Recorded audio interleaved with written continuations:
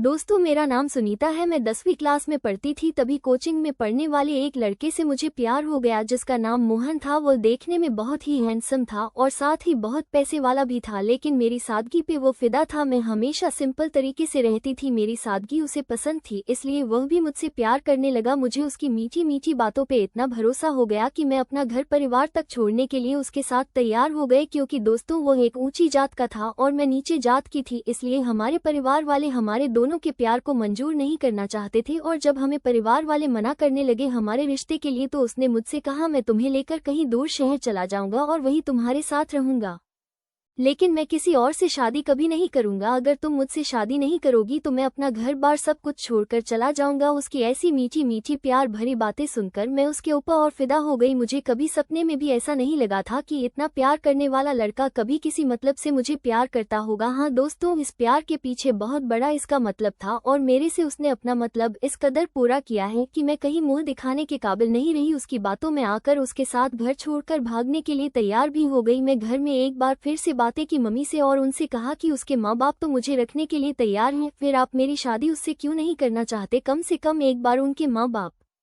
से मिल तो लो। लेकिन मेरे माँ ने मना कर दिया। फिर मैं अपने बॉयफ्रेंड मोहन से कहा कि ऐसा करते हैं कि तुम अपनी माँ से मिला दो, अगर वो मुझे पसंद करते हैं तो मैं तुम्हारे साथ तुम्हारे घर में रह लूंगी। फिर उसने कहा, नहीं ऐसा नहीं हो सकता है, जब तक तुम्हारे माँ बाप राजी नहीं होंगे मैं तुम्हें अपने परिवार से नहीं मिला सकता, क्योंकि वह चाहते हैं एक ऐसी लड़की को घर में लाना जिसका परिवार उसके साथ हो। अगर तुम्हारे परिवार वाले नहीं आएंगे तो अकेले वो तुम्हें स्वीकार नहीं करेंगे, इसलिए कह रहा हूँ कि हम तुम भाग चलते हैं, शहर जाकर रहेंगे कुछ दिन, और जब हमारा बच्चा हो जाएगा तब वापस आ जाएंगे। तब तो इन लोगों को हमें अपनाना ही होगा। न जाने क्यों मोहन के कुछ दिनों का ही प्यार मेरे सारे रिश्तों पर भारी पड़ने लगा था। मैं मोहन की सारी बातें मानने लगी। मैंने उससे कह दिया, ठीक है मैं तुम्हारे साथ भागने के लिए तैयार हूँ, लेकिन कब और कैसे? मोहन ने कहा, अगले दिन सुबह के 3 बजे घर से निकल जाना। और मैंने भी ठीक वैसा ही किया। घर से कुछ पैसे और गहने लेकर के अपने घर में सबको सोता हुआ छोड़ करके घर से निकल गई। वैसे तो इन सब की कोई जरूरत नहीं थी मुझे, क्योंकि मोहन के पास इतना पैसा था कि किसी भी चीज की मुझे कमी नहीं होने देता, लेकिन मुसीबत के वक्त में कब किसकी जरूरत पड़ जाए कुछ कह नहीं सकते, इसलिए मैंने कुछ पैसे और गहने पास रख लिए। मैं सोचने लगी, आखिर मोहन जब तक अपने माँ बाप के पास था तब तक ही तो उनके पैसों पर ऐश कर रहा था और मुझे भी करवा रहा था, लेकिन अब तो उसे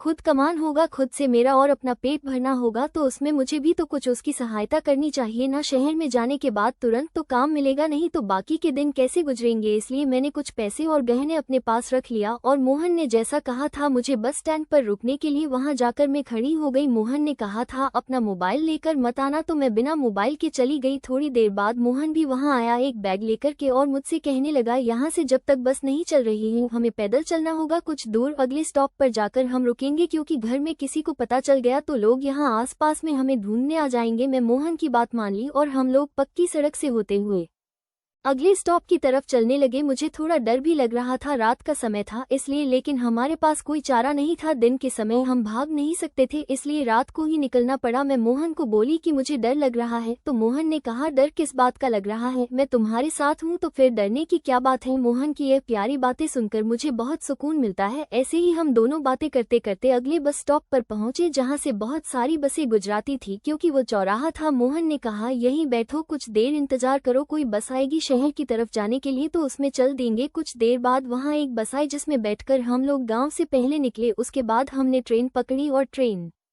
पकड़ के सीधा मुंबई आ गए। मैंने रास्ते में मोहन को सब कुछ बता दिया था कि मैं क्या क्या घर से लेकर आई हूँ। मेरे पास छोटा सा बैग था, उसी मैंने सब कुछ रखा हुआ था। तो मोहन ने मुझे कहा, तुम एक काम करो कि छोटा सा बैग अपना मेरे बैग में रख दो, इसमें थोड़ा सामान भी सुरक्षित रहेगा और तुम्हें सामान भी उठाना नहीं पड़ेगा, ये बैग मैं अपने पास रख लेता हूँ। मुझे मोहन पर पूरा भरोसा था, तो मैंने वो बैग मोहन को दे दिया। उसने मेरे छोटे से बैग को अपने बैग में रख करके सारा सामान अपने पास रख लिया। मुंबई के स्टेशन पर उतरने के बाद मैंने पूछा, हम शहर आ चुके हैं, लेकिन यहाँ रहेंगे कहाँ, किसके पास? क्या तुम्हारे कोई रिश्तेदार या कोई दोस्त हैं यहाँ? तब मोहन ने कहा, नहीं मैं तो यहाँ पहली बार आया हूँ, मैं किसी को नहीं जानता हूँ, लेकिन हाँ मुझे इतना पता है अगर पैसा हो तो दुनिया के किसी भी कोने में कहीं भी जाकर तुम रह सकते हो। मैं बोली, पैसा तो है लेकिन हमें यहाँ पर बिना जान पहचान के रूम कौन देगा? तो मोहन ने कहा, होटल में रहते कुछ दिन, उसके बाद हम शहर में रहने वाले दलाल से बात करेंगे जो हमें रूम दिलवा देगा। मैं बोली, यह सही रहेगा, मैं बहुत थक गई हूँ और मुझे नहाना भी है, 2 दिन से नहीं नहा पाई हूँ मैं। हम लोग स्टेशन से निकलकर होटल की तरफ चल दिए। होटल में जाकर हम लोगों ने देखा कि बहुत ही बड़ा और शानदार होटल था, जिसका बाहर से ही नजारा बहुत सुंदर दिखता था। काउंटर पर जाकर मोहन ने कहा एक रूम चाहिए डबल बेड के साथ में, और उसने कुछ एडवांस पैसे दिए। इसके बाद काउंटर वाले ने हमें चाबी थमा दी। मोहन और मैं दोनों होटल के कमरे में गए और जैसे ही मैंने कमरा देखा मैं तो चौंक गई। इतना सुंदर और आलीशान कमरा, इसमें रहने में कितना मजा आएगा। मैं पहली बार इतनी सुंदर कमरे में रहूंगी और वह भी तुम्हारे साथ। काश हम दोनों ने शादी कर ली होती तो आज रात हम दोनों यहीं पर सुहागरात मनाते।